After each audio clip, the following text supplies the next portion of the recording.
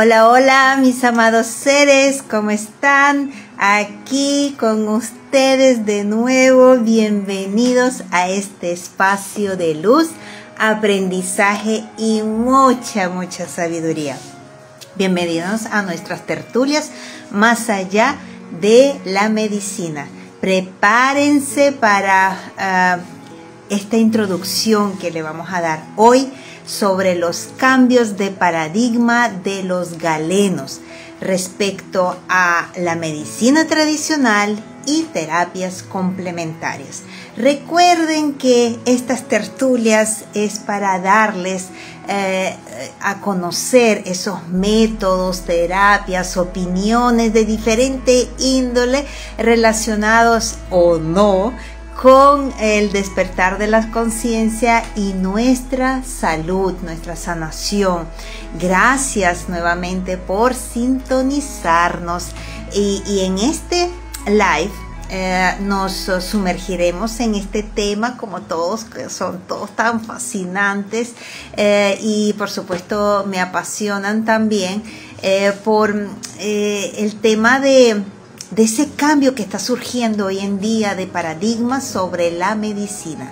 Durante mucho tiempo la medicina ha seguido un modelo tradicional enfocado en el diagnóstico y tratamientos de enfermedades como me está llamando Frank, pero Tel, por favor, si lo puede atender. Bienvenido, hola. Entonces, durante, como le dije, sobre el tratamiento y tratamiento de enfermedades con métodos convencionales realmente. Sin embargo, en los últimos últimos años, estamos viendo un cambio significativo en la mentalidad de los galenos también, es decir, de esos médicos tradicional, no digo alópatas, ¿no? Vamos a decirle así. Cada vez más profesionales de la salud están abriendo sus mentes y sus consultorios a la medicina complementaria, y eso es tan gratificante, de verdad que mi corazón se llena de gozo. ¿Qué significa eso? Significa que están reconociendo que la salud es un concepto mucho más amplio, ¿no? No solo se trata de eliminar los síntomas, sino de entender al paciente de manera integral, considerando su bienestar físico, mental y emocional. ¿Qué es exactamente el término ese de galeno? Que muchos quizás no lo conocen. Eso proviene de Galeno, que fue un médico griego del siglo II después de Cristo, cuyas ideas sobre la preparación de medicamentos a partir de sustancias naturales sentaron como que las bases de la farmacia durante muchos siglos. Él se llamaba Claudio Galeno, conocido como Galeno, normalmente siempre le dicen Galeno. Fue un médico cirujano y filósofo griego del Imperio Romano que, fíjense que nació en Grecia, pero se consideraba del Imperio Romano, que nació en Pérgamo, que actualmente es Turquía. Entonces una mezcla, y Grecia, Turquía, Roma, y eso fue en el 129 años después de Cristo. Su trabajo sentó las bases en la medicina occidental durante más de 1000 años, ganándose el apodo del príncipe de la medicina. Entonces, en esos inicios, él nace en una familia acomodada, una educación exhaustiva en filosofía y ciencia, y a los 16 años, por consejo de su padre, él empieza a estudiar la medicina, él fue influenciado por esos santuarios de Asclepio, del dios de la medicina, que se encontraba justo en su ciudad natal. Estudió con discípulos de Hipócrates y continuó su formación en importantes centros de conocimiento en Esmirna, Corinto y Alejandría. En estos últimos lugares se familiarizó con la importancia de la anatomía y fisiología. Más tarde trabajó como médico en la escuela de gladiadores en Pérgamo, donde adquirió una gran experiencia, pues imagínense, nada más y nada menos, donde los gladiadores, tremenda experiencia en curar heridas y traumas. En Roma, donde se estableció en el año 162, ganó fama y prestigio gracias a sus habilidades médicas y a sus demostraciones públicas de anatomía y fisiología. La diserción de cadáveres humanos en ese momento estaba prohibida, ¿no? Por lo tanto, hizo esos estudios en animales como cerdos y monos. A pesar de esto, sus observaciones le permitieron hacer diferentes descubrimientos interesantes, como por ejemplo demostró que las arterias transportan sangre y no aire como se pensaba anteriormente. Descubrió la anatomía del cerebro y el sistema nervioso, demostrando que esos nervios craneales. Mostró cómo la médula espinal controla los diferentes músculos del organismo. Estableció también la importancia del pulso como herramienta de diagnóstico, por ahí viene la cosa.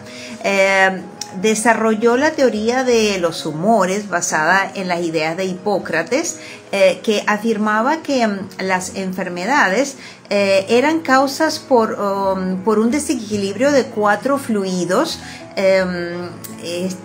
corporales: la sangre, flema, bilis amarilla y bilis negra. Ya próximamente le voy a dar acceso a nuestro invitado. Y Galeno se convirtió en el médico personal de varios emperadores, incluso de Marco Aurelio.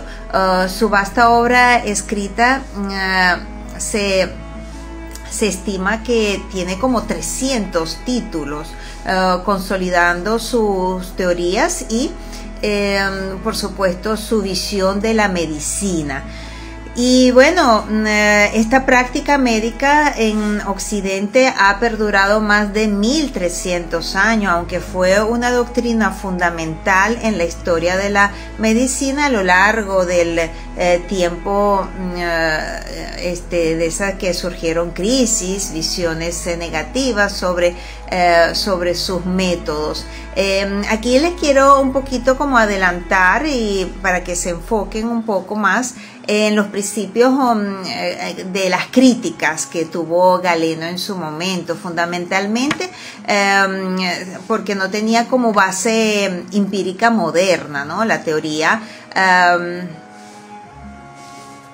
la teoría de los 4 humores, que como los nombré ahorita, la sangre, la flema, bilis amarilla, bilis negra, y su desequilibrio como causa principal de las enfermedades. Fue la base de esa medicina galénica que llaman, aunque Galeno defendía la unión de la lógica con la experimentación que hacía.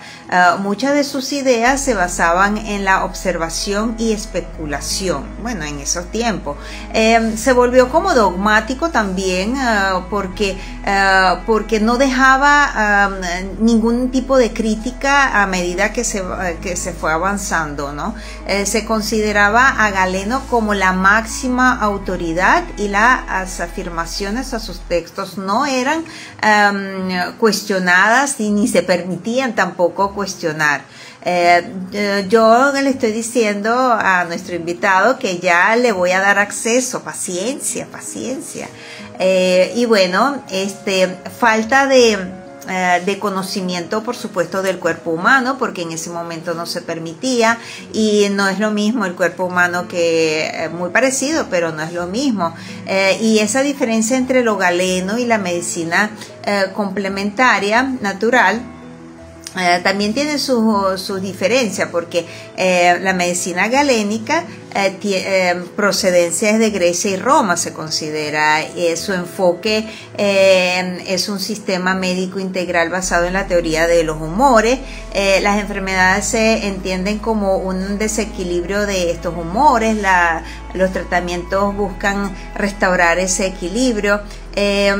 Las preparaciones tenían como una estricta forma de preparaciones de las fórmulas magistrales. Eso también. Su principio era, por supuesto, a base de productos naturales, pero a lo largo, como faltaban esos productos naturales, plantas, entonces muchos de ellos se sintetizaron químicamente, y por supuesto eso no, bueno, eso es la parte negativa, ¿no?, de la medicina galénica. En cambio, en la medicina complementaria no tiene un origen único, porque es global, engloba diferentes prácticas, sistemas de sanación y diferentes culturas, por supuesto. Ese enfoque se refiere a una amplia variedad de prácticas y productos que no forman parte de la medicina convencional, que es la alópata. Estas terapias se utilizan junto con los tratamientos médicos estándar, o en un lugar determinado, o órgano determinado, pero ahí hay como un equilibrio. Siempre intentan de hacer ese equilibrio de cuerpo, mente y espíritu. Por lo tanto, le dan mucha importancia a la prevención a través de los cambios de hábitos y alimentación. La base de la medicina siempre son los testimonios, porque eso es lo que dan lo que da los resultados. En resumen, de verdad, ahí, aparte de que hay esas terapias que se realizan a través de la homeopatía, masajes, acupuntura, fitoterapia, dietas específicas, suplementos dietéticos, etcétera. Aunque ambas corrientes históricamente han utilizado productos naturales para el tratamiento de enfermedades, el término galénico se refiere a un sistema médico específico y a la forma de preparación de medicamentos según sus preceptos, ¿no? Sus preceptos. En cambio, la medicina que llaman complementaria, aunque yo la digo que es la principal, es un concepto mucho más amplio. Tiene una variedad de terapias y prácticas que consisten a menudo de forma como que global, holística.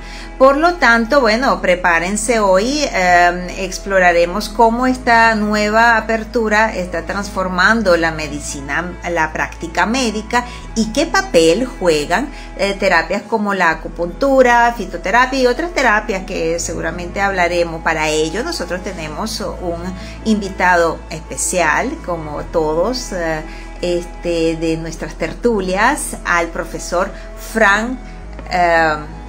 Aquí le voy a dar acceso al profesor Frank. Él es naturólogo,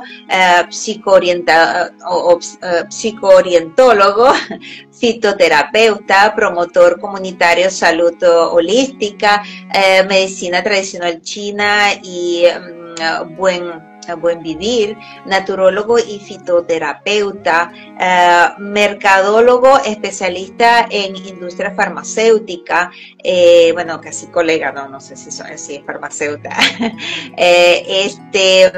No lo veo, yo creo que entró, pero no lo veo porque intentó varias veces de entrar a nuestro live, pero no importa, se va a grabar que él está ahí.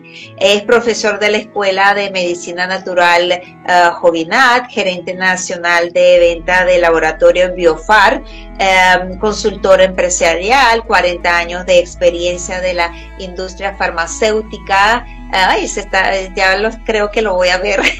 Es un honor tenerte aquí en nuestro humilde espacio, Frank. A ver este tema tan interesante que le pusiste el nombre de cambio de paradigmas de los galenos respecto a la medicina tradicional y terapias complementarias. Bueno, no sé si está ahí entrando y tiene mal internet, posiblemente tenga que volver a entrar. Ustedes saben que estamos siempre en vivo y directo. Vamos a ver si vuelve a hacer la solicitud. Ajá, vamos a ver, hacer la solicitud. Ok, sí, Frank Guilarte, en espera de que vuelva a conectarse. Yo creo que no tiene luz, ¿no? Bueno, a veces eso sucede. Tendrá que conectarse a los datos para que podamos interactuar. Entonces, claro, todos estos temas de la medicina de hoy, que muchos, vamos a decir, están como dividiendo lo que es el término de medicina, que es como un cliché, y cuando le ponen a medicina le ponen lupa. Por eso es que muchos, hasta la medicina china, la medicina ayurveda, ahora le están quitando el término de medicina porque son formas de vida que comienzan desde la familia, desde la concepción de los bebés. Mucho antes hay preparativos de alimentación. Recuerden que en uno de nuestros live también hablamos de la importancia de la alimentación, que si nosotros comemos mal, a tercera generación puede transmitirse esos malos hábitos que se van a convertir en enfermedades. No, tampoco nosotros ya no le ponemos nombres, ¿no? Porque lo vemos como como una llamada de atención de que algo va mal en nuestros hábitos, en cómo comemos, cómo respiramos, cómo tomamos agua, ejercicio, y bueno, y todo eso que implica la buena salud. Gracias a todo lo que está sucediendo ahora. Ajá, bueno, estoy intentando de volver a darle el acceso. Ajá. Vamos a ver si ahora sí podemos entrar. Entonces, en esta era de Acuario que estamos iniciando, ya las mentiras ya no tienen valor. De verdad sale enseguida la verdad, valga la redundancia. Entonces, eso es muy importante que se tome en cuenta. Y bueno, aquí creo que se logró conectarse, aunque ahí con un circulito que está dando vueltas, eso significa que tiene mala conexión. No sé cómo tendrá el... ¡Ay, sí! Ya, por fin, bienvenido, Frank. Te vemos a la oscuridad, pero ahí vas. Entonces, bueno, ya yo te presenté, ya hice una pequeña introducción, aunque ni idea de lo que vas a hablar, pero yo introduje algo para que nuestros oyentes, nuestros participantes estén por lo menos al tanto que es galeno, porque muchos ni siquiera lo saben, ¿no? Entonces, claro, antes de darte la palabra, tú sabes que yo siempre hago preguntas, porque a veces hago unas pausas por ahí para yo hacer mis preguntas.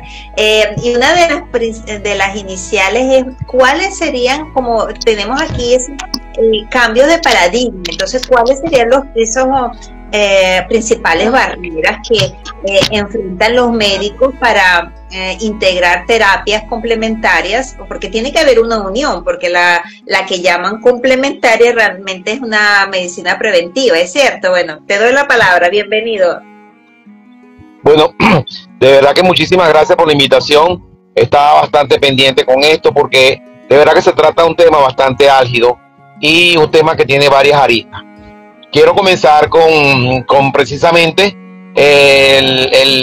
digamos que la vuelta que en el mundo le ha dado la medicina complementaria o la terapia complementaria, que es una palabra que se discute si está acertada o no, es cuando han bajado las guardias ambas digamos, grupos, porque cuando hace muchísimos años, o hace pocos años, pues hace unos 20 años, por ejemplo, era inconcebible que un médico pensara en siquiera utilizar una terapia alternativa. De hecho, era, digamos, era un hereje, aquel médico que pudiese hablar de una sangría, que pudiese hablar de una depuración, de una desparasitación, entre otras cosas. Pero, sin embargo, cuando han bajado las aguas, es decir, cuando han dejado este tipo de enfrentamientos que no nos llevó a nada en un pasado, es donde hemos ido conquistando y ganando terreno, comprendiendo y entendiendo de parte y parte que no somos dueños de la verdad. Considero de que uno de los aportes más importantes que hemos tenido para esa aceptación de nuestras terapias ancestrales es que hemos dejado a un lado eso de que nosotros tenemos la razón, los médicos están equivocados, porque de verdad que he tenido una experiencia bien amplia en este sentido, porque como estoy dentro de la industria farmacéutica, he tratado de buscar que se incorporen estas excelentes alternativas o estas excelentes opciones o estas excelentes terapéuticas en el día a día, sobre todo en la medicina preventiva, como usted misma lo dice, pero sin que exista enfrentamiento. Yo tuve una oportunidad, no voy a nombrarlo acá, de escuchar una vez a un médico internista argentino que vino a darnos una conferencia en Venezuela, y yo me extrañé, o sea, como un argentino habla, mis colegas están equivocados, mis colegas están equivocados, mis colegas están equivocados. No, vamos a buscar un punto intermedio y vamos a ver, no se trata de tener equivocación, se trata de no considerarnos dueños de la verdad. Creo que ahí viene el primer digamos, desvanimiento de esto, ¿ok? ¿Qué me dice? Sí, bueno, ¿y qué tipo de evidencia científica se considera válida para que la medicina tradicional empiece a implementar? ¿Qué pasos has visto tú ahorita en práctica? Porque de verdad que yo estoy viendo que muchos médicos están aplicando esas terapias y hasta han hecho diplomados y formaciones en la medicina natural. Eso es bonito y los resultados son maravillosos cuando de verdad, como tú dices, cuando se complementan correctamente. Muy bien, fíjate, vamos a comenzar primero que nada, ¿verdad?, por decir que el cambio más importante que ha venido sucediendo en este sentido ha sido desde que se establecieron las estrategias para la medicina tradicional a través de la Organización Mundial de la Salud, ¿verdad? Cuando se establece en el 2014 una estrategia que se debía complementar hasta el 2025, esta serie de estrategias que eran incrementar los saberes y conocimientos, la aplicación de las terapias complementarias dentro de la medicina preventiva, la academización o la formación de las personas que pueden en algún momento estar implementando esta terapia, trajo como consecuencia que en los últimos 10 años, la medicina tradicional tiene 6 de los últimos 10 premios Nobel. O sea, estamos hablando de palabras mayores. En el 1931, el doctor Otto Radbull, se le otorgó un premio Nobel cuando nos explicaba que las causas de todas las enfermedades eran la ausencia de oxígeno, la ausencia de agua y la acidificación. Y en aquel momento se pensó, bueno, hacemos una alimentación que sea alcalinizante, tomamos suficiente agua y respiramos aire puro, y eso no fue así. ¿Por qué? Porque resulta ser que se iban integrando otras cosas que también eran definitivas, como por ejemplo la epigenética de la persona, como por ejemplo la forma en que nosotros abordábamos las emociones, como por ejemplo la alimentación, ¿entiendes? Entonces eso fue produciendo ese tipo de cambios. En el año 2015, la doctora Yuyun Tu, una médico de Japón, se gana el premio Nobel al descubrir la artemisina. Pero, ¿qué es la artemisina? La artemisina es el principio activo que está contenido dentro de la planta de Artemisa. Ella hizo esta investigación basada en los libros ancestrales de medicina tradicional china, donde la artemisina había sido utilizada en la malaria con mucho éxito. Pero la doctora no inventó, no descubrió un té ni una infusión de Artemisa, aunque en un momento dado eso puede funcionar. Ella descubrió que había un principio activo que describía el efecto farmacológico, que era la artemisina. La artemisina es hoy en día el estándar del tratamiento de la malaria en el mundo. Pero ¿cuál es cómo es la utilización de esta artemisina? No es en la infusión, es una ampolla que contiene el principio activo. Seguidamente, en el 2016, el doctor Ozumi gana el premio Nobel de Medicina a través de demostrar en sus estudios los beneficios de la autofagia o cómo funcionaba la autofagia en el organismo del ser humano. Esto explica, primero, que en situaciones de estrés, nuestro organismo primero toma aquellas células de menor calidad para eliminarlas, para transformarlas en energía, para colocarlas en forma más fácil de ser eliminadas incluso que las células que sean de mayor calidad. Esto sucede en una situación bien precisa, que son situaciones de estrés. La primera situación de estrés es el ayuno. Cuando tú ayunas, tú induces una autofagia, pero también el ejercicio. Y entonces tenemos aquí la respuesta del por qué durante muchísimos años los médicos alópatas han estado recomendando el ejercicio. ¿Y viene a través de qué? A través de alguien que, o sea, tú no puedes estar de acuerdo con el ejercicio y no estar de acuerdo con el ayuno si tenemos un premio Nobel que demostró que el mecanismo es exactamente el mismo. ¿Y viste el cambio que dio eso hoy? Eso es muy importante. Seguidamente tenemos en el 2016, porque fueron 3 años consecutivos, que el premio Nobel fue dado a unos científicos norteamericanos que descubrieron la identificación genética que existe en el ciclo circadiano de la medicina tradicional china. El por qué nosotros tenemos un ciclo para dormir, el por qué nosotros tenemos un ciclo para defecar, el por qué tenemos un ciclo para reproducirnos, un ciclo de mejor aprovechamiento del alimento, por ejemplo, ¿ok?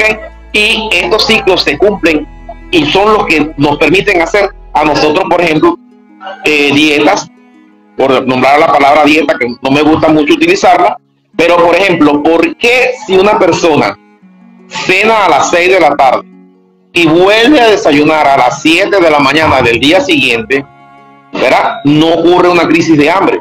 Porque si nosotros cenamos a las 7 desayunamos a las 7 de la mañana, ya a las 12 tenemos hambre. ¿Cuánto tiempo ha pasado? Apenas 5 horas y pasaron 3 en la anterior. ¿Qué sucedió en la anterior? Sencillamente que el sistema digestivo estaba detenido por el ciclo circadiano. Entonces, una respuesta científica de algo que se venía aplicando. Seguidamente tenemos otro premio Nobel que se otorga en conjunto a la Universidad de Kioto y a la Universidad de Berkeley, donde se logró que por primera vez, utilizando una serie de anticuerpos inoculados directamente sobre las células llamadas cancerígenas, estas lograron eliminarse. Es decir, por primera vez el cuerpo humano estaba atacando a células cancerígenas. Esto se ganó un premio Nobel de Medicina y esta debería ser, digamos, una ola que la estuvimos esperando en medicina natural, no llegó, pero en cualquier momento llega, que debe cambiar el paradigma de cómo seguir tratando el cáncer. Porque si nosotros podemos lograr respuesta dentro de nosotros mismos, ¿entiendes? Porque tenemos que entonces depender de un fármaco y de sus efectos secundarios. Ojo, yo provengo de la industria farmacéutica, yo soy un gran defensor de la industria farmacéutica. La industria farmacéutica ha permitido incrementar la expectativa de vida del hombre, pero también tenemos una parte comercial que ha utilizado al ser humano. Y recuerda que la tercera causa de muerte en los Estados Unidos es la iatrogenia médica, es decir, los errores del médico, pero los errores del médico vienen por la información que la industria farmacéutica le da, porque el médico no sabe absolutamente nada que prescribir, hasta que la industria farmacéutica le dice haga esto, haga aquello, Y una persona como el caso mío, que tengo 40 años de seguimiento de la industria farmacéutica, he visto muchas subidas y bajadas. Yo llegué a promocionar, por ejemplo, los esteroides anabolizantes para el uso en osteoporosis establecida. Y recuerdo que después, en la ola, cuando las pacientes se morían por cáncer de endometrio, la doctora me decía, mira, eso fue por culpa de la ampolla que tú promocionabas. Y recuerdo también cuando se lanzaron las estatinas, que se hablaba de la diabetes. Y fíjate, ahí está una evidencia. Ya hay países donde las estatinas son retiradas. ¿Qué sucede, por ejemplo, con los tratamientos de tratamiento de la hiperplasia prostática que se habían en la actualidad? Cuando se lanzan en los años 70, finales de los 80, comenzaron a bajar la edad del paciente, comenzaron a utilizarlo entonces en lugar del paciente de 70 años, 60 años, ya lo bajaron hasta los 40 incluso. ¿Qué ocasionó? Disfunción eréctil. ¿Qué vino después? Un producto para la disfunción eréctil. Entonces tú te das cuenta que la industria farmacéutica, ya cuando va a la parte comercial, ya no es tan bonita como se pensaba. Pero regresando a nuestro tema, el otro premio Nobel que viene después del ciclo circadiano es el premio Nobel donde se descubren los receptores de oxígeno, es decir, cómo el organismo es capaz de mejorar, de tener funciones mucho más congruentes de eliminación, de alimentación a través de los receptores de oxígeno que existen aquí. Es decir, que estamos reconociendo que en el año 1931 el doctor Rabu tenía razón, el doctor Otto, porque el oxígeno es necesario para la vida, es necesario para el equilibrio. Y esto es un premio Nobel de medicina. No estamos hablando de una revista científica, no estamos hablando de un curso, no estamos hablando de algo que les pedía patronales. Premio Nobel de medicina. Y el más importante, amiga mía, que creo que no han venido más por las cuestiones de la crisis de las vacunas, que se lo ganaron las vacunas en los últimos años, pero en el año 2021 el premio Nobel de medicina fue para los receptores de la temperatura que existen en el tacto. Cuando nosotros hablamos de receptores de la temperatura que existen en el tacto, hablamos de las manos sanadoras, hablamos del cariño, del abrazo terapéutico, hablamos de todo lo que nosotros hemos visto en todas esas, digamos, el abrazo precoz, las personas que requieren atención. Fíjate que en los años 50 se habló de una población en los Estados Unidos, en el estado de Pensilvania específicamente, Soreto creo que se llamaba la población, donde un médico patólogo llegó y comenzó a ver que la población no se moría de cáncer, de infarto. 65 años y nadie tenía infarto. Y esto le llamó la atención, comenzó a investigar, revisó la dieta, la dieta no era, porque la población de inmigrantes italianos y era alta en grasa, alta en harina, alta en bebidas alcohólicas, vino específicamente. Comenzó a averiguar, ¿será que hacen mucho ejercicio? No, señor, no hacían ejercicio más que lo que hacía la gente promedio. No era alimentación, no era genética, porque cuando las poblaciones de ahí se mudaban a otros estados sufrían de infartos. Esto llevó a que hiciera un trabajo de campo y se consiguió con la gran sorpresa que esa ciudad de Sorrento era una ciudad donde la gente vivía con las puertas abiertas, donde las comidas eran compartidas, donde se compartía con el vecino, se compartía con el amigo, se hacían cenas familiares. Bebían vino. Bebían vino. Exacto, pero eran felices. Entonces, a veces tú tienes que ser una mente muy, muy abierta para cuando hablamos de salud. O sea, ¿qué llamamos nosotros salud? ¿Qué llamamos nosotros salud? ¿Qué llamamos nosotros ser feliz? Conseguir algo material o estar bien o sentirse bien. Se te fue la luz, buscaste qué hacer, ¿me entiendes? Saliste adelante, no te quedes con las cosas. Entonces, eso a lo mejor puede ser más influyente que estar pendiente de la pastillita o del té o de la infusión, o que no nos creamos dueños de la verdad, porque eso también es bastante peligroso. Entonces, cuando tienes ese círculo que tú hablas de que tenemos 6 de los últimos 10 premios Nobel de medicina, caramba, eso es cosa para que la ciencia voltee. La ciencia voltee. En Venezuela tenemos, por ejemplo, el doctor Juan Carlos Rodríguez. Es un prominente uroginecólogo, graduado en Argentina, quien trabaja en una unidad de uroginecología en Valencia, en una clínica muy reconocida. Hizo un estudio comparativo de saupalmeto con pineón africano, y una combinación de saupalmeto solo, y lo comprobó con placebo en la hiperplasia prostática benigna en pacientes de más de 55 años. Este estudio de este doctor fue muy interesante porque él hizo el índice ESCO, es decir, la encuesta que se hace para saber si la persona tiene o no hiperplasia prostática. Había antígeno prostático demostrando de que estaba la enfermedad ahí, y usó algo que se llama el flujómetro. El flujómetro es la presión con la cual eyectaba el orine el paciente antes, durante y después del tratamiento. Es decir, que tenemos un medio mecánico. ¿Qué quiero decir medio mecánico? Cuando a ti te dicen, por ejemplo, un analgésico, ¿cómo te cayó el analgésico? ¿Bien, mejor o no mejor? La respuesta es muy subjetiva. Cuando a ti te dicen un antipirético, el niño tenía, o el adulto tenía 39 grados y medio, se le suministró y le bajó un grado. Es algo mecánico, algo tangible que te está diciendo que eso bajó. Este estudio de este doctor consiguió que el flujo, el volumen de eyección y la presión en los pacientes que utilizaron el saupalmeto y el pineón africano fue mucho mejor que el placebo, porque fue un estudio doble ciego con placebo. Entonces, con todas las aristas de un estudio clínico. Y el estudio consiguió que los pacientes tratados con productos naturales tuvieron mejor erección, mejor calidad de sexo. Es decir, todo lo contrario de una terapia convencional con Tansulón, por ejemplo, por no decir el Tansulón. El Tansulón es efectivo para la hiperplasia prostática benigna, pero el que te conté se va de viaje. Entonces, ¿qué pasa?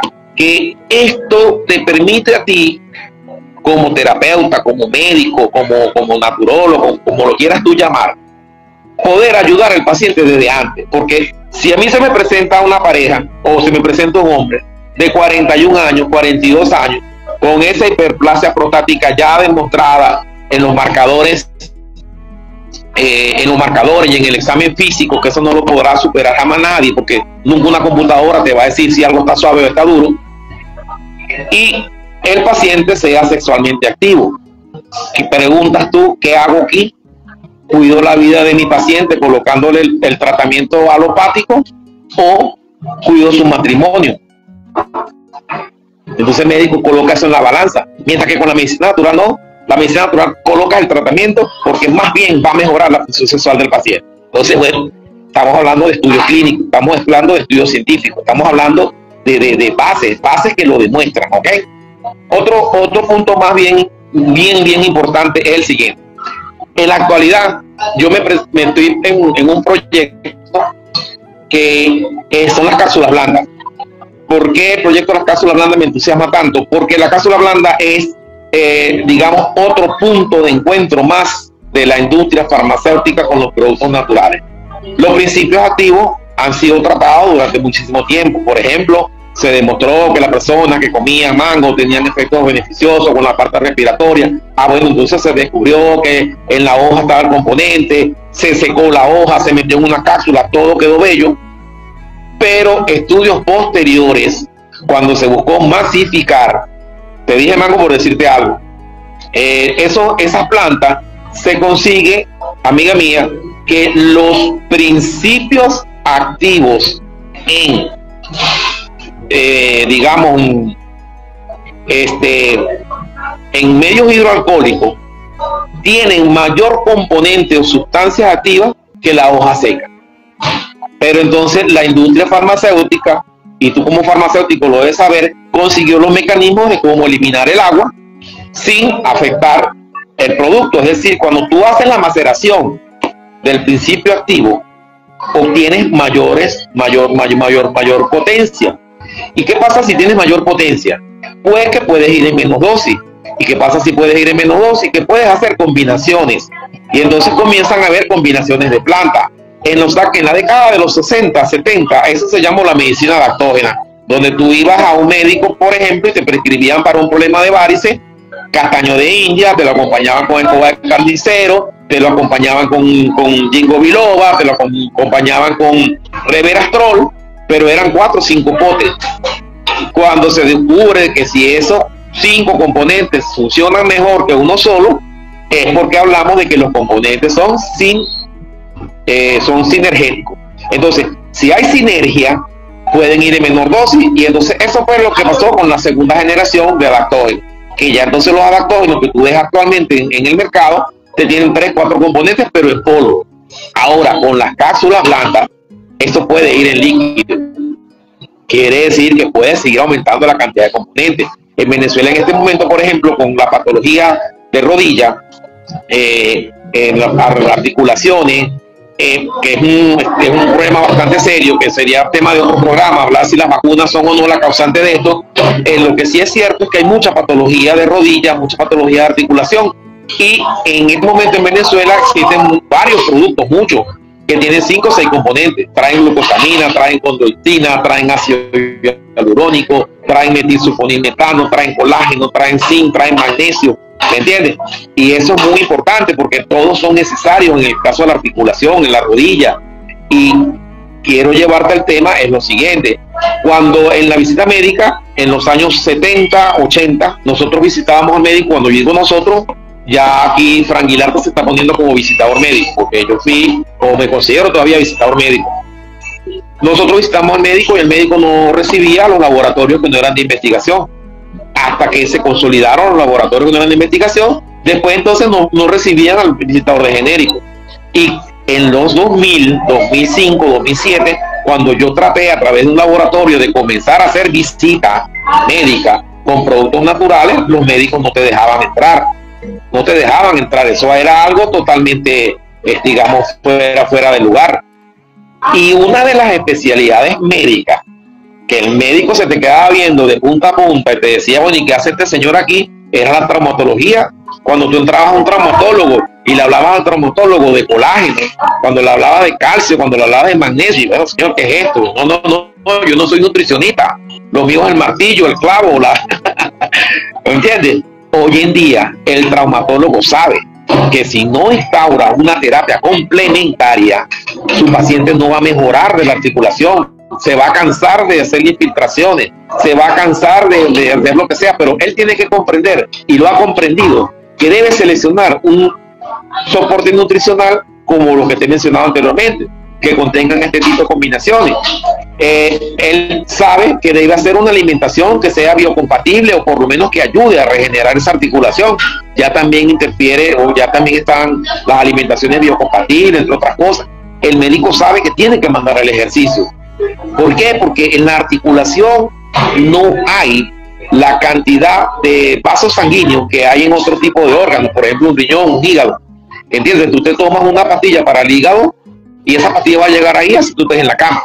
Pero en la articulación, si usted no hace movimiento, no va a llegar el principio activo que está usted consumiendo. Entonces, fíjate cómo entonces el traumatólogo en este momento va a congresos de nutrición, el traumatólogo está más pendiente de ejercicio, está trabajando más de la mano con el fisiatra.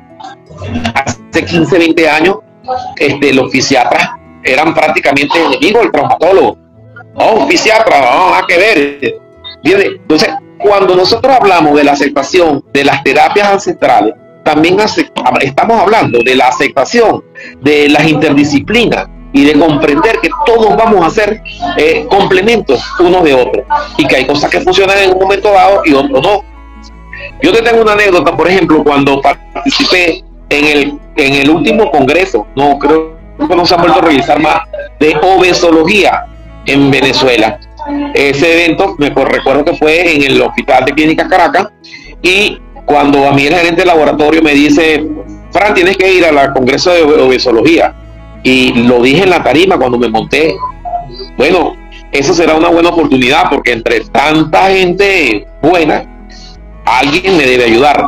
Y entonces me dijeron, no, vas de conferencista. Y yo, bueno, cuando voy de conferencista, lo dije abriendo mi conferencia. Señores, entre tanta gente aquí alguien debe que me ayude, porque yo soy un gordo desde que me acuerdo que vivo. Pero cuando me dijeron que voy de conferencista, bueno, voy de conferencista, pero les daré el testimonio de un paciente. Y entonces fue el testimonio de un paciente. Cuando tú hablas de una dieta, cuando tú hablas de quitar unos alimentos, cuando tú hablas de un ejercicio, eso me llevó a mí dar tantas vueltas, que fue el área de la psicoorientología, que son las emociones y la enfermedad, que entonces me llevó, amiga Axa, a a comprender que la emoción juega un papel primordial en cosas como, por ejemplo, la obesidad. Yo puedo darte aquí un discurso de 2 horas, 3 horas, de todo lo malo que tiene la obesidad, y soy obeso. Y he hecho dietas keto, me he tomado todas las pastillas que han aparecido, todas las que están por haber. Pero hay algo que es que me he estado sometido a una diáspora de mis hijos. Y entonces hay un síndrome de protección que no sé si es que he tenido miedo de tratarlo, no sé si es que no lo he abordado, no sé qué, si no me he dado el tiempo para mí mismo, ¿me entiendes? Entonces, ¿qué quiere decir con esto? Que no soy perfecto. Entonces, tampoco me quiero presentar como alguien perfecto, pero lo que yo digo, de no sentirme perfecto, también lo han sentido muchos médicos. Y cuando entonces ven que está la receta de la abuela, la receta de la abuela, la receta de la abuela, por ejemplo, en la Universidad Rómulo Gallego, tenemos un departamento que se llama bromatología, que es donde se examinan los productos, que allá existe una ley que permite el ejercicio. Los productos naturales se examinan. ¿Para qué? Para cuantificar o identificar los principios activos que puedan predecir el efecto farmacológico. Cuando la Organización Mundial de la Salud dio sus directrices de lo que se había que hacer desde el 14 al 2025, siempre se dijo que la fitoterapia, por ejemplo, era muy útil para ser incorporada a la medicina preventiva, siempre y cuando cumpla con principios de calidad, eficacia y seguridad. Y para tú poder brindar calidad, eficacia y seguridad, debes conocer la farmacocinética, la farmacodinamia de la planta, identificar cuáles son los principios activos que te permitan en ti predecir el efecto terapéutico.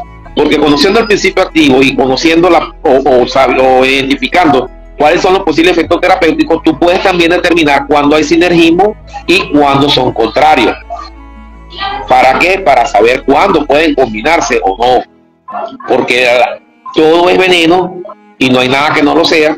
La diferencia está en la dosis. Eso lo dijo Paracelso y eso sigue presente para nuestra medicina natural y para la fitoterapia más todavía. Entonces, esa identificación, cuando se comenzaron a los talleres en la Universidad Rómulo Gallego, a los médicos del posgrado de Rafael Balsa, ahí tuvimos 2 médicos líderes que se encargaron de eso. Una de ellas fue la doctora Leida Peña Gil. Fuimos incluso a dar taller en el posgrado de medicina interna y en el de traumatología. Estamos hablando de hace 8 o 10 años atrás. Y en ese posgrado yo le decía a los médicos esta frase. Le decía: doctor, la Organización Mundial de la Salud dice que el 80% de sus pacientes ha utilizado las plantas o ha utilizado las terapias convencionales. Entonces, yo no le estoy pidiendo que la utilice, sino que la conozca, la identifique, para que usted pueda decidir si puede o no utilizarla cuando el paciente se lo pregunte.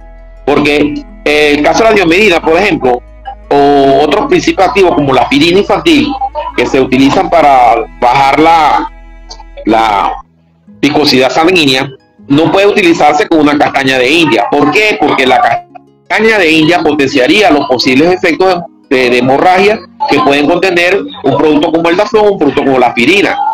Y entonces ellos se quedaban así, pero me daban la razón. Me daban la razón. ¿Y qué pasa? Que no solo me daban la razón, sino que a veces colocaban en una balanza de riesgo-beneficio. Esto me da efectos secundarios, esto me pone la sangre más licuada, pero me perfora el estómago, y no. Porque no siempre todo es precio. Cuando tú hablas de medicina natural, alopática, lo que sea, tú hablas de una farmaeconomía. Tú sabes que es caro lo que no sirve.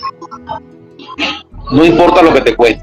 Pero si eso no sirve, usted perdió sus reales. O si eso tiene demasiado efecto secundario, usted perdió sus reales. Pero si usted compra algo que le costó un poquito más, pero la curó, la sanó, no le dio efectos secundarios, entonces hay que elegir eso. Hay que elegir eso. Y esa es otra de las bondades de las cápsulas blandas. Las cápsulas blandas van a abaratar los costos significativamente de las terapias naturales.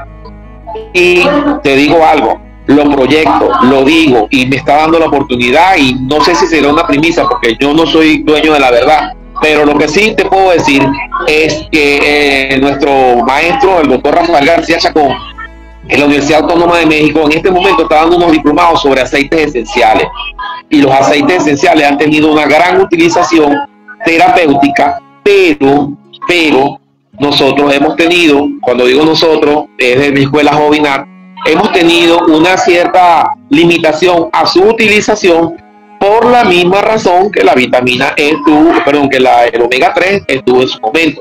El omega 3 cuando apareció en los años 60, eso fue una verdadera panacea, porque los resultados eran inmediatos en cuanto a la reducción del colesterol, los triglicéridos, los beneficios a nivel cardiovascular, pero era intomable, amiga, era intomable. Las personas de más de 40, 50 años se acordarán de la emulsión de Scott, que uno se iba en vómito cuando le daban la emulsión de Scott, el bacalao, aquellos aceite de bacalao, aceite de hígado de bacalao, ¿qué era eso? Omega 3. La industria farmacéutica logró colocarla en unas cápsulas blandas, porque eso es un líquido, y esas cápsulas blandas, hoy en día, el omega 3 es el nutracéutico más vendido a nivel mundial. Y eso va a pasar, no tengo ninguna duda, con el aceite de orégano, con el aceite de mint, con el aceite de ricino, con todos ellos cuando sean logrados meterse dentro de una cápsula, porque tú tomas un aceite de coco y hay unos beneficios extraordinarios del aceite de coco, pero la repetidera que te da el aceite de coco, el aceite de ricino, el aceite de orégano, es horrible. Y entonces a veces uno se limita a prescribirlo porque sabe que el paciente no lo va a terminar de utilizar. Por eso digo que las cápsulas blandas van a dar muchísimo que hablar. Y con respecto a el doctor Steve DiFelice, ¿cuál es el aporte de Steve DiFelice en nuestra conversación de hoy? En la Universidad de Cranford, en el año 1993, este señor utilizó por primera vez el término nutracéutico para hacer una unión entre lo que es industria farmacéutica, lo que se hacía en una farmacia, lo que se hace en un laboratorio, y los productos naturales. Y a partir de ahí viene esta gran revolución de estos productos, a los cuales yo tengo ya 15 años apostando, y no es un secreto para nadie que dejaron de ser un adorno en la farmacia. En el IMS Sales Medical, una medición que creo que le acaban de cambiar el nombre de Venezuela y que se sigue a nivel mundial, creo que latinoamericano y en Estados Unidos. El IMS mide la industria farmacéutica, mide qué es lo que más se vende, mide qué es lo que más sale, las indicaciones, eso hace un seguimiento muy amplio de esto. Pero lo que te quiero decir es lo siguiente: en el IMS del mes de agosto, de junio de este año, que fue el último al cual yo tuve acceso y que logré presentarlo en el Congreso del Adulto Mayor en el Caracas, en el Hospital de Clínica Caracas el mes pasado. En este congreso yo les hablé a los médicos de la data médica, de la data de venta, porque a veces el médico le gusta que le hablen de números. Él está cansado de que le hablen de ciencia, de que le hablen de biología, y cuando tú a veces le hablas de números, pues lo llevas a tu plano, lo llevas a tu terreno y se hace la conversación más fluida y la información siempre se da. Pero los nutracéuticos, los productos que son la combinación de la industria farmacéutica con productos naturales que incluyen las vitaminas, los minerales, los probióticos, los prebióticos, incluye los aceites esenciales, incluye los productos naturales tipo centella asiática, en este momento son el tercer ítem más vendido de la industria farmacéutica venezolana. Tercer ítem más vendido. Es decir, que son superados únicamente por los antihipertensivos y por los productos para el tratamiento de la gripe. Es decir, que se están vendiendo mucho más que los productos protectores hepáticos, por ejemplo, se están vendiendo más que los protectores gástricos, se están vendiendo más incluso que los productos analgésicos para patologías bien cerradas que anteriormente eran súper líderes en el mercado. Los nutracéuticos eran el producto 70 y pico hace 10 años, hoy son el tercer producto más vendido. Es decir, dejamos, porque lo considero mío, dejamos de ser un adorno en la farmacia y pasamos a ser parte esencial en ella. Esa parte esencial ha sido seguida por líneas que han venido llevando los laboratorios, y entre los cuales, lo digo con bastante humildad, pero con bastante alegría, han seguido mis rutas laboratorios bien importantes en Venezuela, que no los vamos a nombrar ahorita, pero que han seguido por la misma línea de llevar la información a quien va a indicar el producto, hablarle de las ventajas, hablarle de los principios activos, hablarle de las indicaciones, hablarle de los beneficios de los productos a nivel médico, a nivel de farmacia, a nivel de promoción, eventos médicos, participaciones. Cuando dicen que la industria farmacéutica volvió a Venezuela, quiero decirte que la primera que volvió a nivel promocional, a nivel de oferta, a nivel de tienda, fue la industria nutracéutica. Y detrás de la industria farmacéutica fue que regresaron otros laboratorios a Venezuela, donde, para sin entrar en tema, hubo una estampida de ese tipo de laboratorios, sobre todo antes de la pandemia.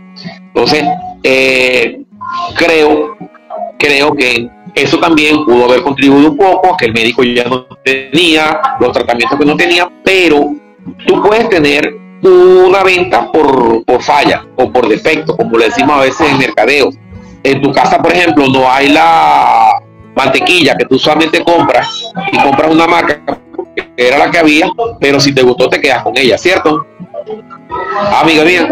Entonces lo mismo pasó con los productos naturales.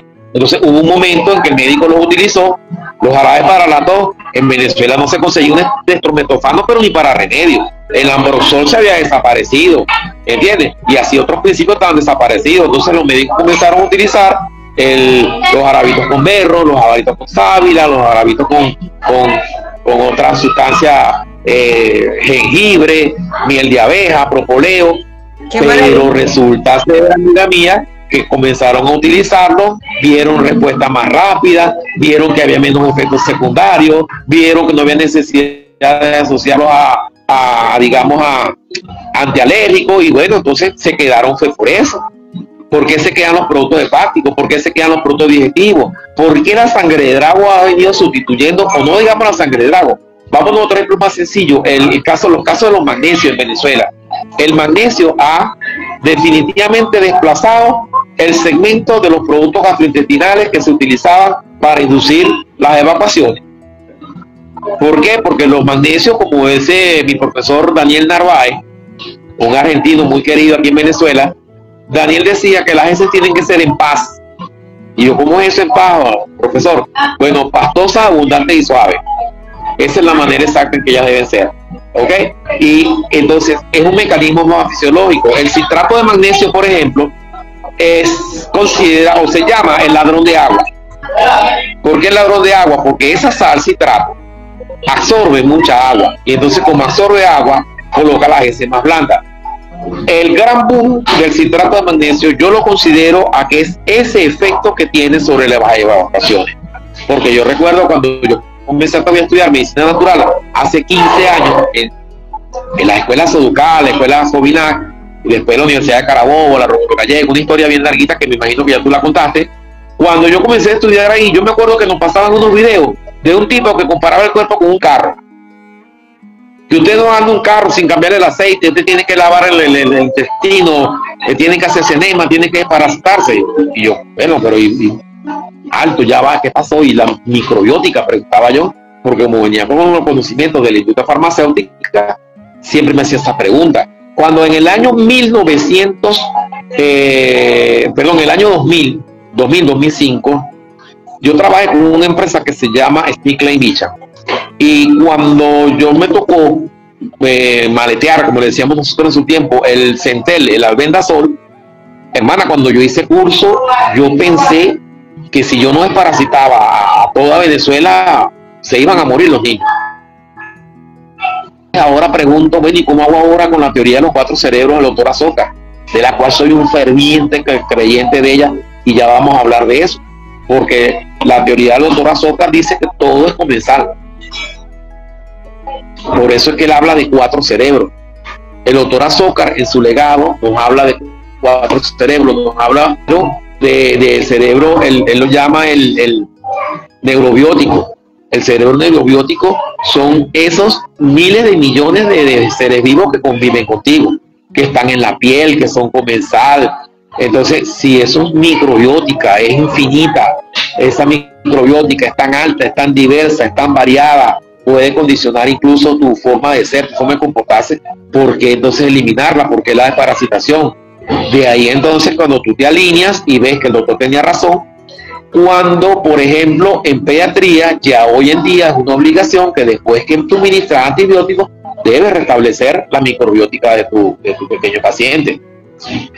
Cuando el doctor nos habla de su segundo cerebro, que es el neuroentérico, que es el nombre que el doctor Azoka le dio al sistema neuroentérico, él hablaba de esa demostración que se había hecho y se había demostrado científicamente que el 90% de los neurotransmisores que tú produces, neurotransmisores como la dopamina, la endorfina, esos que pueden decir cómo te vas a comportar, cómo vas a reaccionar, cómo vas a estar tú ante los diferentes estímulos, los produce el sistema digestivo, no los produce el cerebro. Ahora, ¿el cerebro produce? Claro que sí, porque está el neuroencéfalo, que es el tercer cerebro. Ahí vienen emociones, ahí vienen sanaciones, ahí vienen tantas cosas que a veces nosotros decimos el poder mental, lo que sea, pero ahí viene. Y después tenemos el otro, que es el neurocardio, el corazón. ¿Quién no ha sentido palomitas en el corazón? ¿Quién no ha sabido cuando tú abrazas, que tú dices el corazón, cuando sientes el corazón, cuando los niños tienen fiebre y tú los abrazas, cuando los pacientes tienen cáncer, es falta de amor, cuando tú los abrazas, les das cariño? Qué importante es cuando tú comprendes que ese tacto, ese corazón, todo eso es importante y todo eso juega un papel bien importante, ¿ok? Bueno, no sé, creo que no me has dicho nada. Claro, lo que pasa es que te le has dado corrido. Te he dejado. Mira, claro, ahora lo importante es que la educación médica actual debería de estar para este cambio de paradigma y aceptar en las mismas instituciones donde dan la medicina médica esas posibilidades. Por lo menos en Rusia siempre los médicos han recetado plantas, y en la farmacia siempre habían esos paqueticos bien presentados, bien empacados, de las plantas medicinales al horario adecuado, y etcétera, etcétera. Entonces esa era una de las alternativas preventivas y de apoyo a cualquier otro tratamiento. Aquí lamentablemente llegó un momento que eliminaron y prohibieron y hasta castigaban, sancionaban a los médicos que recetaban plantas medicinales. Gracias a Dios que ahorita ya no es lo mismo. Cuando tú hablabas de la medicina, del omega 3, el omega 3 es muy importante como cualquier otro complemento. Saber la procedencia, de dónde viene, la calidad, el porcentaje, esa tecnología micelar es lo que está permitiendo que las dosis sean mucho menores, más concentradas y en forma de o de polvos o de cápsulas blandas. A mí nunca me gustaron de verdad que las cápsulas plásticas, aunque dicen que es gelatina, pero sigue siendo plástico y mi organismo de verdad que no las acepta. Mira, aquí voy a leer unos comentarios que ponen. Aquí Tel dice: mi mamá me amarraba a un árbol para darme una cucharada de extracto de hígado de bacalao. Guácatela. También él dice: hablen de Ferbatidin.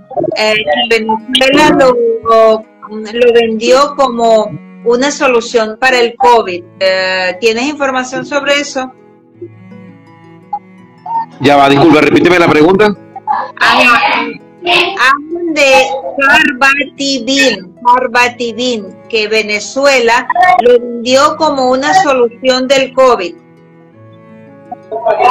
Bueno, mira, eso fue exactamente igual que lo que pasó con el Remdesivir.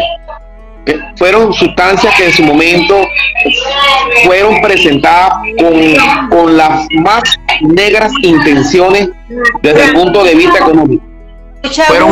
Fueron soluciones que fueron presentadas en su momento. ¿Aló? ¿Me escucha bien? Mucha bulla alrededor. Tienen ahí gente que está saboteándonos la cosa. ¿Aló? Ay, no, se desapareció. Ajá, pues quizá ahorita se vuelve a conectar. Bueno, vamos a esperar que se conecte de nuevo. Ajá, ya volvió a conectarse. Ajá, quedamos en la solución. En eso se trató de venderse como solución. No solo eso, muchísimas cosas trataron de venderse como soluciones durante el COVID, pero vuelvo e insisto que, mira, hubo un macabro pan de la industria en ese momento. En Venezuela, te voy a dar un solo ejemplo. En Venezuela, cuando apareció los primeros Remdesivir, que comenzaron a decir que era la panacea para ser utilizada, que no utilizar la vermentina, las ampollas costaban $900. Entonces, ¿cómo es posible que hoy en día una ampolla esa tú la consigas en $3? O sea, dime qué fue lo que cambió y por qué entonces hubieron tantas casas de representación aquí en Venezuela, salían de la noche a la mañana. Mira, con 100 ampollas que tú te trajeras en una maleta, amiga, con 100 ampollas que te trajeras en una maleta, estabas haciendo $3 millones. Entonces, o sea, que de verdad que bueno, no vamos a caer en ese tema porque de verdad que hay bastantes cositas por ahí. No apoyamos, mira, el COVID, ya el COVID es un pasado, vamos a enfrentar las cosas del futuro, vamos a hacer todo bien por lo que estamos haciendo. Ahora, quería tocarte un tema que es el siguiente. La industria farmacéutica se ha ido acoplando para hacer ese perfecto puente. Por eso que los nutracéuticos, bueno, tienen el estatus que tienen en este momento, para hacer ese puente perfecto entre los tratamientos convencionales y los tratamientos naturales, sobre todo los fitoterapéuticos, sobre todo los de origen mineral. Debe venir en algún momento alguien que logre, por ejemplo, pues, comercializar el agua de mar. ¿Ok? Tú le colocas a un paciente con problemas de tiroides un agua de mar fisiológica, es decir, 0,9, una porción por cada 100 de agua, una tacita en ayuna, esa tiroides recuperan su función como tú tienes una idea, como muchos otros tratamientos que tiene el agua de mar. Hablamos del agua de mar, hablamos del frío calor, hablamos, mira, en mi urbanización donde yo vivo, recientemente no, hace 2 años aproximadamente, hubo una epidemia de gastroenteritis y una epidemia de yardia, la contaminación, había muchas moscas, había un kiosco que parecía no tenía las condiciones sanitarias necesarias, y entonces la gente iba para mi casa a pedirme metronidazol y a pedirme ceftriaxona, el tratamiento estándar, y yo le recomendaba una fórmula de doctora Soca que se llama Picolín, que es vinagre de manzana, ¿verdad? Dos tapas de vinagre de manzana con el jugo de 2 limones y con refresco negro. Ese refresco negro que nosotros atacamos, que decimos que no lo usen, bueno, en ese momento tiene una perfecta utilización, porque es la combinación de ácido ascórbico, ácido acético y ácido cítrico.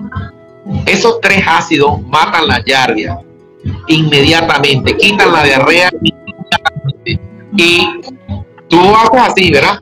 Pero lo curioso es lo siguiente, que un día me ha llegado un récipe de los médicos del ambulatorio de mi urbanización indicando Picolín.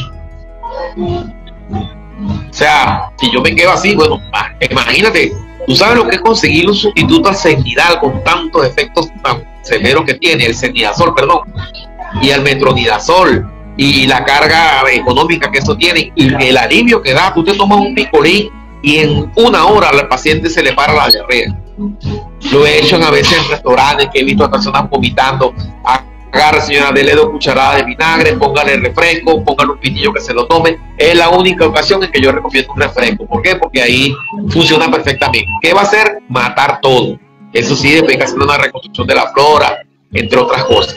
Cuando vamos a la parte de las emociones, qué importantes son el manejo de las emociones. A lo mejor tú dirás, bueno, ¿esto qué tiene que ver con los nutracéuticos?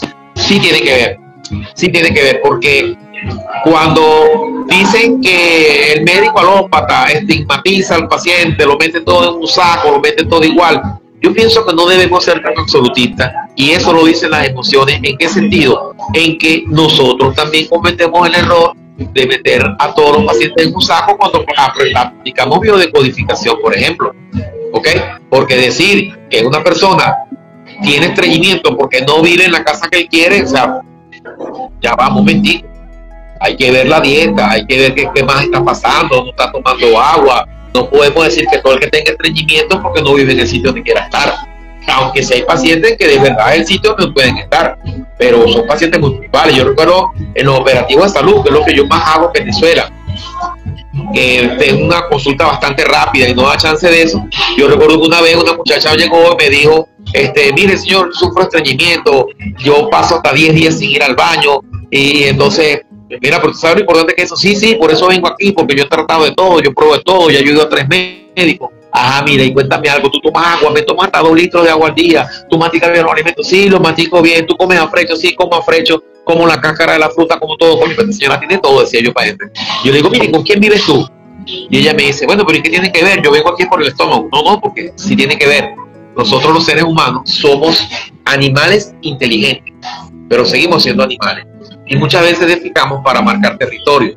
Y cuando no nos sentimos dueños del territorio, no vamos al baño. La mejor prueba de eso es que las mujeres, cuando las mujeres van de viaje, no van al baño. Nunca han sido estreñidas, pero cuando van a casa de la suegra, a casa de la tía, a casa de las personas que no conocen, no van al baño. Y entonces ella me dice, mira,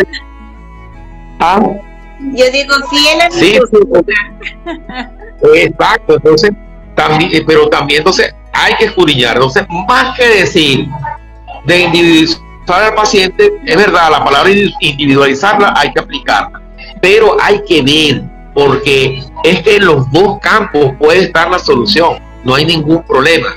Lo importante es que bajemos el lenguaje. Como te dije, la industria farmacéutica juega un papel bien importante acá. Mira, te voy a dar un ejemplo bien sencillo. Chitosan. Todo el mundo sabe lo efectivo que es la concha de crustáceo para ser utilizado en ese tipo de patología. El cogote de ganado, eso pulverizado, es una maravilla. ¿Qué pasó? Que la industria no podía llegarle al médico a hablarle del chitosan, de la cáscara del molusco o del cogote del ganado que fue esterilizado, que fue pasado por limpio. No, por eso nada más es el nombre. No, la industria le puso a eso el nombre científico del principio activo que estaba contenido, y comenzamos a hablar de glucosamina con condroitina. ¿Verdad que se escuchó bonito? No es lo mismo, mi médico me recomendó la cáscara de crustáceo y el cogote del ganado que me glucosamina con condroitina. Tenemos otro ejemplo puntual, por ejemplo, te puedo decir el metilsulfonilmetano, el analgésico en boga a nivel mundial por su capacidad de penetrar en el tejido óseo, por su capacidad de ayudar a que la glucosamina penetre. ¿Qué es el metilsulfonilmetano? El metilsulfonilmetano o el MSM es nada más y nada menos que el principio activo del ajo y la cebolla, que los hacen analgésicos o antiinflamatorios. Es decir, la cápsula de garlic, la cápsula de ajo que hablábamos nosotros en los 70, hoy en día se dice contiene metilsulfonilmetano. Entonces, también vamos a ir cambiando el idioma. El día que le cambien el nombre al aceite de ricino, compañeras, aquí va a haber que cerrar la mitad de la industria farmacéutica, porque eso es la panacea. Sí. Y al médico que aprende a utilizar el aceite de ricino, bueno, colocado un algodoncito en el centro del ombligo, se puede utilizar para la caída del cabello, se puede utilizar para la diarrea, para la psoriasis, se puede utilizar para el vitiligo, se puede utilizar para el dolor de cabeza, se puede utilizar para el dolor menstrual, de todo, de todo. Pero alguien tiene que cambiarle el nombre para que entonces la parte sea más comercial y el médico, ¿verdad?, lo incorpore. Pero más allá de los nutracéuticos, más allá de los principios que están en farmacia, están los otros tratamientos, las otras terapias. Por ejemplo, pediluvio. No, es una tontería. Una cosa es decir que el pediluvio es una tontería, que no tiene base científica, pero pregúntaselo al paciente que se hace el pediluvio a ver cómo se siente. Pregúntele si no duerme mejor, si no va mejor al baño después de aplicarse el pediluvio, o pregúntele al paciente que se le hace la geoterapia, ¿ok? O la vulcanoterapia, que es la arcilla, las piedras volcánicas colocadas, las piedras de jade, la ortigoterapia, cuando tú chaparreas a la persona con ortiga. Y también otra de las cosas que también se ha visto es los grandes avances que ha tenido las terapias complementarias en ser incorporadas a las terapias convencionales, es que muchas de ellas provienen de médicos que no consiguen respuesta. Si tú, por ejemplo, te vas al caso del doctor Hahnemann, ¿verdad? Cuando hablas de homeopatía, ¿qué pasó con la homeopatía? La homeopatía es el doctor Hahnemann, que no conseguía respuesta con los fármacos del momento y comenzó a probar plantas. El doctor Hahnemann veía que cuando él probaba, por ejemplo, la ortiga, le daban los síntomas que le daba un paciente cuando estaba intoxicado. Y entonces comenzó a aplicar eso en el paciente. Y por eso lo llaman la medicina de lo contrario. Pero partió de ahí el máximo exponente de lo que va a ser la nueva ola de estas medicinas naturales, como lo es el recientemente difunto doctor Friedrich Hammer, que nace con su muerte de su hijo, el episodio que le produjo el cáncer, que llegó a describir la directa relación que existe entre una emoción fuerte, que un episodio que ocurre en soledad, sin aparente salida, y que eso puede provocarte un cáncer, una enfermedad. Hermana, subiendo de un médico, y los mismos médicos trataron de sacarlo a un lado, y hoy existen escuelas de nueva medicina germánica, y la medicina germánica funciona excelentemente bien.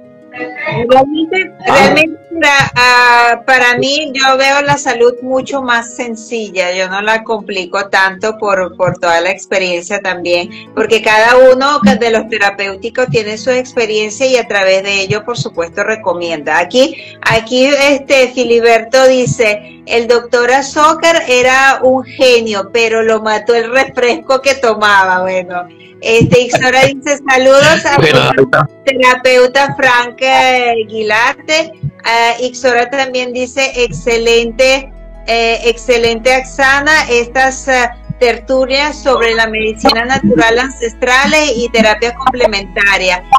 Aquí están pidiendo hasta la receta desparasitante, pero la cuestión es verlo.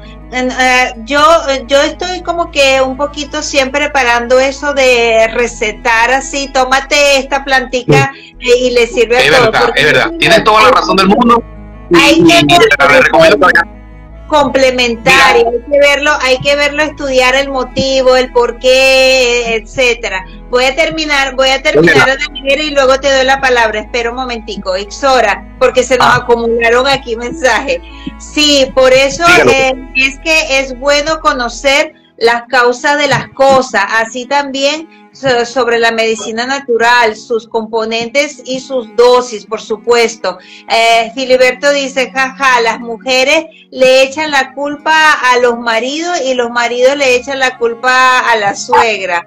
Ajá, Ixora dice: ni muy ni tan. Hay que vivir y experimentar aún lo que recomendamos. Siempre hemos dicho: no podemos dar lo que no tenemos, ni mucho menos lo que no vivimos ni experimentamos. También dice aquí Ixora, y como dice Frank, hay que conocer y experimentarlo, porque cada uno tenemos nuestra experiencia. Soraya escribe: buenas noches, Soraya Ríos. En este momento desde el Zulia, Venezuela. Gracias por sintonizarnos, Soraya. Ixora, gracias a que aquí en Venezuela se están abriendo las puertas con nuestra medicina y el gobierno nacional está apoyando a este movimiento de las medicinas naturales ancestrales. Ajá, aquí, gracias a Ixora, estamos de acuerdo, Axana, cada persona es individual y así las recomendaciones naturales también no pueden ser como alópata, porque en muchos casos la medicina natural la están usando como las medicinas alópatas: toma esto para los riñones, toma esto. No, hay que verlo en forma conjunta. Dime, Frank. Ok, fíjate, entonces, otra de las cosas bien curiosas de estos aportes que hemos tenido, mi base, digamos, académica, te vas a sorprender, es ingeniería electrónica. Entonces, cuando yo comencé a trabajar en la industria farmacéutica, lo hice por hacer una vacación y me llamó mucho la atención. Y bueno, la parte económica me quedé, pero nunca me llamó la atención ser médico, para nada. De hecho, no soy médico. Pero cuando entro en la medicina natural, yo hago comprender a estas empresas que querían pues conquistar este ramo, que había que preparar a las personas. Y te digo, la preparación que tuvimos, las primeras semestres de medicina natural, yo pensé que lo sabía todo. Cuando me dijeron, mira, alcalino, oxígeno y equilibrio. Ajá, bueno, ahora son árboles y listo, no te enfermas más. Come alcalino y no te vas a enfermar más nunca. Tómate un limón y no te enfermas más nunca. Depúrate una vez cada 3 meses y tengo la salud perfecta. Y no fue así. No fue así. Entonces vas viendo más cosas. Y lo que sí quiero llegar es al siguiente punto. Cuando vi que la medicina natural era más hacia la parte de la orientación, era más hacia la parte de la indicación, a los cambios en el estilo de vida, más que tocar, más que los fluidos del paciente, agarrar vía, nada de eso me gustó y bueno, me sentí cómodo y bueno, por eso es que hoy en día ejerzo la medicina natural hasta ese punto, porque parto de ese principio, naturopatía, acto no médico, de consulta de orientación para colocar los elementos naturales en función del restablecimiento, fomento y mantenimiento de la salud del ser humano. Eso es algo que debe estar ahí. Con sus aritas, sus movimientos, lo que vengan, son bienvenidos. Pero lo que te quería decir, a través de los premios Nobel que se han conseguido y a través de los cambios que hay, la parte de las emociones, la parte de cómo nos vamos a comportar, creo que el movimiento energético, como lo dice el doctor Gilberto Torres, la neuronatología cuántica, esos cuantos de energía, cómo manejamos la energía, eso al final va a terminar de dar una explicación a todo. Le va a dar explicación a las plantas, el por qué funcionan, le van a dar explicación a los movimientos, a las terapias que se utilicen, a cómo pasan las vibraciones de la tierra hacia las personas cuando abrazan un árbol, cuando caminan, cuando aplicas el agua. Okay. El agua es tan importante que ¿por qué nosotros debemos consumir cosas crudas? Porque tomamos agua. ¿Por qué debemos bañarnos? Porque cuando tú te bañas consumes agua. Si eso no fuera así, a los boxeadores antes de montarlos el ring no los metieran en un tambor de agua y los meten en un tambor de agua para que ganen peso. Entonces sí se absorbe agua, ese es el órgano más amplio que hay. Y tratar de entender todo, como lo he visto en otros programas suyos, que el individuo es tan complejo, o somos tan complejos, pero a la vez somos tan simples, que para poder entender lo complejo debemos de partir de entender lo simple. Vamos entonces a estar, vamos a recibir con un fuerte abrazo a todos esos médicos que se están incorporando. Vamos a llevarle mensajes como de que no, aquí nadie está peleando con nadie, aquí se trata del mejor beneficio para la humanidad, para el ser humano, para lograr curas definitivas. Mira, yo no puedo decir que basta de los récipes de los 20 medicamentos. Habrá personas que lo necesitan.